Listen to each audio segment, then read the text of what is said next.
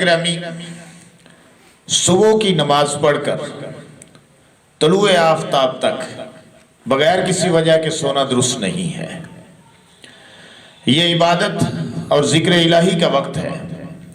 تمام چیزیں اس وقت اللہ کے ذکر کے اندر، اس کی تسبیح و تحلیل کے اندر مشغول ہوتی ہیں۔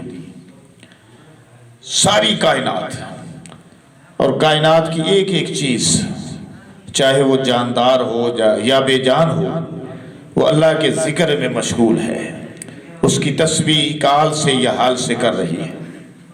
انسان کو ذکر الہی سے غافل نہیں رہنا چاہیے۔ اللہ تعالیٰ نے تو انسان کو پیدا ہی اپنے عبادت کے لیے کیا ہے۔ وَمَا خَلَقْتُ الْجِنَّ وَالْإِنسَ إِلَّا لِيَعْبُدُونَ، ہم نے جنوں اور انسانوں کو محض اپنی عبادت کے لیے پیدا کیا ہے۔ تو انسان